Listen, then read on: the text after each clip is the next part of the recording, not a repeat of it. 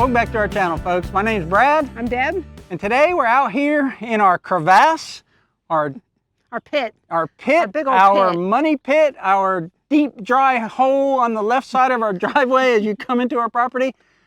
But actually it's our pond, folks. And we are standing at the very low bank of our pond, and behind us is water. But we don't know how deep the water is, so we're going to get into that later in the video. But one of our most popular videos is the pond dig, this pond. And when we did that video last fall, we'd had a lot of rain because it was a very rainy summer. Summer of 2021 was almost a record-breaking summer of rain for this area, and the pond got full. And later on, Deb's going to pan around when I am walking up the bank. I'm 6 foot tall, and you're going to see that the pond level is 6 foot, maybe even 7 foot lower than that. Now, we do not want the pond at that ultimate full level because then it doesn't have capacity for the rain that we get, but we would like it to be about 4 foot deeper than it is now. But as you see, it won't maintain that on its own. We were hopeful once it got that full, it would thoroughly saturate the ground and that the clay particles would go down and seal the bottom, but it didn't happen. No, it didn't happen. And it just can't do it on itself. It can't hold the water. The other end of the pond is more sandy than this end. Where the camera's sitting right now and where we're standing, it's a little bit of topsoil, but there's a good clay layer here, or at least enough clay to hold the pond because we get so much rainfall. But there's no natural spring that fills the pond from the bottom, so it's got to hold that amount of water, and it's okay to seep some, but it's got to hold that amount till the next rain. And we had a very dry winter, and the pond did not go dry, and we've had a couple of good rainstorms in March and April that brought the level up a lot, but we've got to do something about sealing the bottom. So that's what this video is about. It's giving you an update on the pond and what are we going to do going forward. So we looked at a couple of different things. We were thinking maybe we could put in a pump or a well. We could dig another well. Well, if you've seen our well videos, we don't have a good success rate with wells. Not just that, but digging in an extra well to supplement the water would be quite costly as well. Yeah, because you can't just dig like a 4-inch well. You'd have to dig maybe a 10 or 12-inch well, and then the power to power that well and the electricity, and then it would be constant. So it's not completely off the table, but it's definitely not option A. And we could also look at a solar-powered well, but those are not cheap either. So rather than trying to put more water into a leaky bucket, we are going to look at how to seal that leaky bucket, right? Yep, absolutely. And one of the guys that did work for us, he actually re-sloped this pond, he redid our culverts, and he actually did some dirt for the pole barn and the dirt for our house pad. He came out here, real nice gentleman, and met with me for a couple hours, and I had this brilliant idea. We've got some nice red clay. We got like a vein of red clay running through our property, and when we put in our 6-inch line that brings water from our gutters down to the pond, I ran into like 6 foot deep of this red clay, and we got this little hill here. So I was thinking, all right, let's bring a bulldozer in here, knock off that hill and get to that red clay, and then push that red clay across the bottom of this pond, right? Pump it out. We've got some pumps, we can drain it, and then put a 1 foot layer of that red clay on the pond. That'll just be maybe a couple days of bulldozer work, you know, maybe $2,000 to $4,000. I know that's a lot of money, but wait, there's more. But he came and looked at it and he said, that red clay is still a little sandy. He said, it's better than what you've got on the other end, which is sand or very little clay. He said, but a better clay is that yellow clay, which is next to the red clay over there. Well, I don't know where that yellow clay is except for right there. I didn't find it up on the hill, so we would have to dig around this property, and that's going to be expensive. It's $2,500 a day for him to be on site with an excavator. Now, he can be on site with an excavator, a dump truck, and a bulldozer, but you only get one operator. So you can have all that equipment on site, but it's $2,500 for that guy to work. And no guarantee that he finds anything. And no guarantee he finds it, and no guarantee that that works, right? So he said he has a pit where he has some real nasty, thick purple clay. And when we were building my parents' house, they actually dumped a few loads of that. And it's thick and it's rubbery, and I have no doubt that that will seal the bottom of this pond. The problem is that's $300 a load, and I don't know exactly how far a load goes, but let's say it goes 10 or 15 feet across the pond. The pond is 150 by 100. We did some quick calculations, and neither one of us liked the number because he didn't want to charge me that much, and he was going to go back and recalculate. But we were figuring that's going to be at least $10,000 worth of clay to be brought into the pond. And that's not him pushing it or pumping it or anything. That's just bringing the clay here. So that brings us to option 3. There's a lot of people digging ponds, a lot of people having problems with leaky ponds. But there's 2 big channels out there. One of them is called Bama Bass, and he built $1 million pond, and he was having leaking in his clay dam, and he spent a lot of money and put the right type of clay, and it still leaked through that dam. So he used a 2-part polymer called Soil Flock. So I was real interested in that, and I started pricing that and how much I would need here. But I kept doing my research because he put that out in like a hazmat suit and a respirator. He was trying to keep it out of his eyes and all that. And I really didn't want to do all that, especially in Florida, where it's hot and humid. You don't want to be enclosing yourself in a biosuit.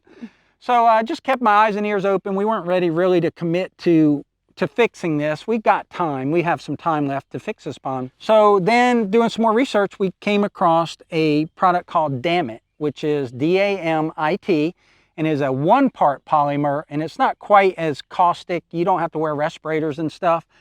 And you spread it out on your pond, and it creates this film that sinks through the water, and it captures the clay particles and takes them down to the bottom, and then the pressure of the water pushes those into the bottom and seals them off. It's actually based out of Australia, although they have shipping locations within the U.S. The product is also non-toxic, and that's important to us as well because we do want to have fish in here one day. So whatever the solution is, it needs to be good for the environment and good for our fish. So you reached out to the owner and spoke with him about it too, and he was very helpful. We probably exchanged 8 or 10 emails about this, and we think we have a suitable environment here where his product, could potentially solve our problem.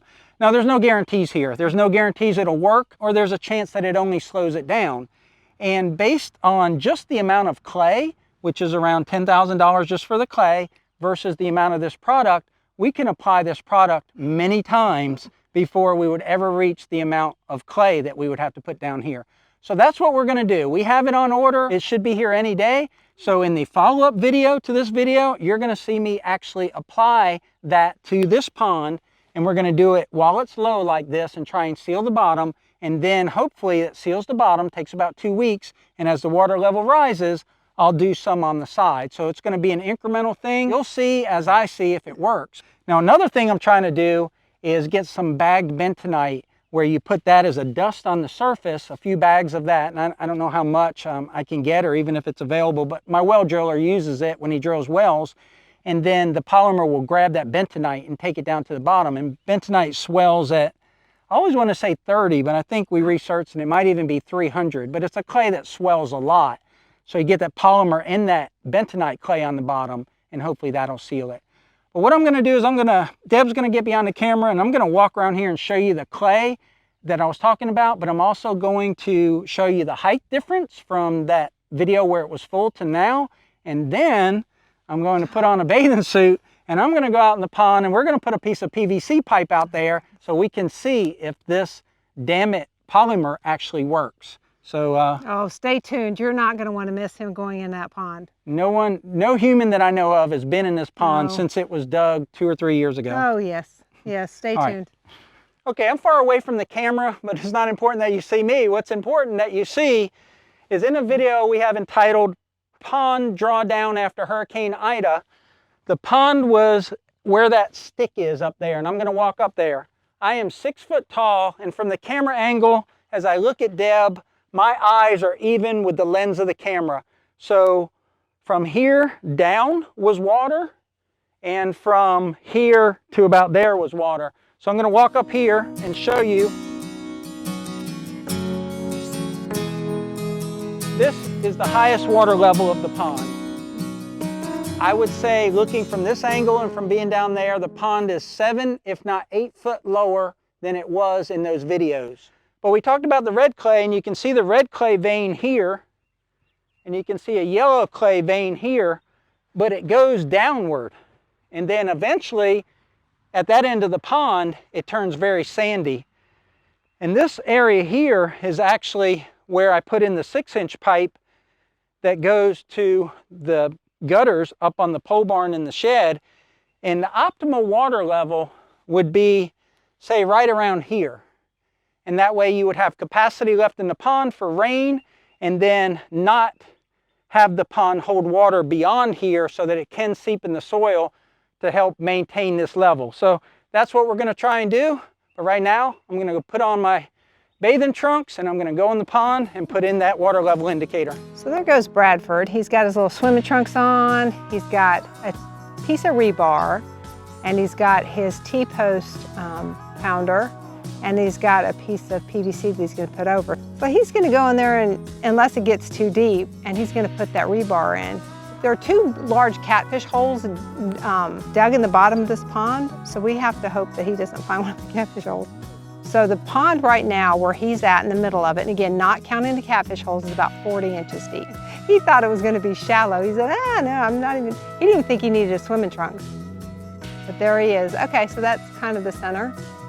So he said it got deeper, it got up to his chest. It's hard under there. Okay, so now he's going to go back and get the post pounder, but he said the water is cool. So whereas I really don't want to get in that water, I'm going to be a little envious that he's going to be all nice and refreshed. So here we go. He's going to post in the rebar to set it, and then we've got a piece of white PVC we're going to put over that so we can measure how much it's actually decreasing or increasing. So there's the PVC pipe that will go over the rebar that Brad put in the pond. 1 foot increments has tape, and then just markings on the 1/2 foot increment, so we can put that in the pond, and we can see as it drops or raises. Yeah, so it was right about here. The water level was right about here, maybe, so that we'll call that 4 feet, and then we just go 4 feet 6, 5, 5 feet 6, 6 on up. It's amazing that, number one, I really thought the pond would be lower as far as in the center, because the pond is, you know, dug so deep. It's such a big hole in the ground. But I really thought we maybe had 18 inches of water out there. So I was pleasantly surprised that we had a lot more water than 18 inches. Also was pleasantly surprised that the bottom was so well packed with clay. That's the way I remembered it, is that the bottom was packed with clay. When my feet were in like a little bit of like a clay slime, let's call it, underneath that, it was solid. So I really think that this polymer could help us a lot. 50% of this pond bottom is pretty good. It's pretty sealed. Back to the pit for you, sir. Back to the pit. Brad and his pole. This is a little bush fix, so even if it's not perfect, it will give us an idea of what's happening with the water levels of the pond. So what's the water level at? According to our little stick, so about 4 1/4. He's gonna go swimming, babe. If he goes bloop and disappears, he found the catfish hole. Well, I'm gonna go to the catfish hole. Oh, he's gonna go to the catfish hole on purpose. So this end that we're at right now is shallower than the far end, but he's not going to go any deeper. I guess he decided finding the catfish hole was not important. All right, we'll find this catfish hole. That's Bradford at the halfway point. The more he comes towards us, the shallower it gets, but there is a catfish hole between the camera and Bradford. Okay. Now there he goes. Now he's getting deeper. Yeah. So there's pleasantly more water in the pond than it looks. I mean, well. He's getting out of Dodge. There's the catfish hole. He found it. He found the perimeter of it. He's not going in the catfish hole because the catfish hole's deep. So that means there's a lot of water in here. If the catfish holes are completely filled in and then another 4, 4.5 feet above the catfish hole, so that makes us feel really good. So although it's not as aesthetically pleasing to us because we want to see more water than clay, it is very good to know that there's so much water in the pond, and it would actually could sustain fish. Cool. So the pond, when it's full, in the middle, again, not counting the catfish holes, is approximately 10 feet deep. So yeah, that's good to know. And there you go, folks. How to make a pond measuring stick out of stuff that you might have laying around your shed like we did. All right, folks, we're going to wrap up this video in a place where we normally don't shoot footage, and that is on the actual pad where our house will be built. And the reason we wanted to do it from here is we just spent a lot of time talking about the pond, but this is the view as you look between me and Deb. But what we want is just pretty green pastures going down to a pond that's about 4 foot deeper, and I really think we can achieve that. We learned a lot about our pond today. It's the first time I've walked the pond since it was completely dry. And there's pictures of me in our pond video, and Deb will throw them up here as well. I was like, you know, I'm 6 foot 200 pounds and I look like a speck in the bottom of that hole. And now I realize why, because that water was up to here, and if that pond was full, it would have been another me standing on top of me. So that's pretty impressive. Sometimes you forget when you're working on property like where you started.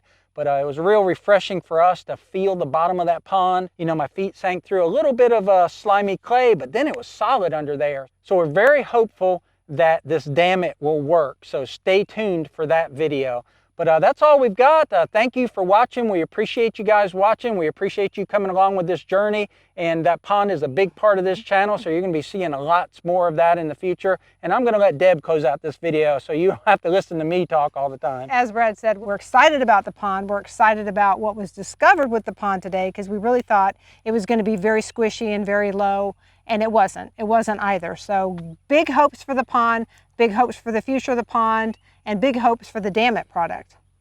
And that's all we've got for you. So thank you. Thank you for watching. If you want to give us a thumbs up and subscribe if you haven't already, we thank you very much for watching. Take care. Take care out there, y'all. It's 2 days since that last portion of the video that you just watched, and we had a big rainfall event on Easter Sunday. You can see behind me that the pond level has come way up. But if you look at the marker, the PVC pipe we have in the background there that we put in the other day, it is showing that the pond is above 5 feet. So when we put that marker in, it was at right about 4 feet, and it's now above the 5 foot mark and starting to go into the 6 foot mark. So I say the pond came up about 1.5 feet. So let's take a quick panoramic view and show you what a good rain can do for our pond here. We gained a lot of water in just one rainstorm. And this is kind of the dilemma we have. We went to seal the pond, and we actually got the sealer the day that we did the video where I was out there in the water. But we don't want to seal it too good, because you can see with just a few rainstorms, we can have too much water for this pond. And the very top mark of the stake is 9 feet. So if you come down 8, 7, 6, you'll see that the marker is right about at the 5.5 foot mark. So that's a good level for the pond. And that is your update to the update. And look what we have here. The guys are coming in to start the pole barn enclosure.